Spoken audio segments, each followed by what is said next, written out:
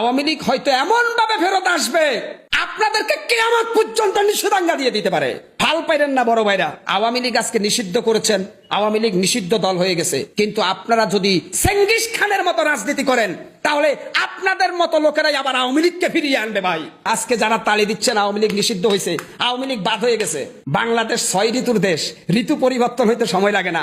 আজকে যারা বাহাবা দিচ্ছেন আওয়ামী লীগ নিষিদ্ধ হয়ে গেছে, আমরা স্বাধীন, আওয়ামী লীগ হয়তো এমন ভাবে ফেরত আসবে আপনাদেরকে কিয়ামত পর্যন্ত নিষেধাজ্ঞা দিয়ে দিতে পারে। হাল পাইরেন না বড় ভাইরা। আমি কখনো আওয়ামী লীগের পক্ষে কথা বলি না, আমি সব সময় সত্য বলি। আওয়ামী লীগের যারা অন্যায় করেছে তাদের বিচার হোক, কিন্তু একটা দলকে নিষিদ্ধ করতে গেলে জনগণের মতামত লাগে। কত পার্সেন্ট জনগণ আওয়ামী লীগ নিষিদ্ধ চায় জরিপ করেন। এই আওয়ামী লীগ মাওলানা আব্দুল হামিদ খান বাসানির আওয়ামী লীগ, এই আওয়ামী লীগ 71-এর আওয়ামী লীগ, এই আওয়ামী লীগ স্বাধীনতার আওয়ামী লীগ। আপনি সে আওয়ামী লীগ রাতারাতি ঘটা করে নিষিদ্ধ করে দিবেন।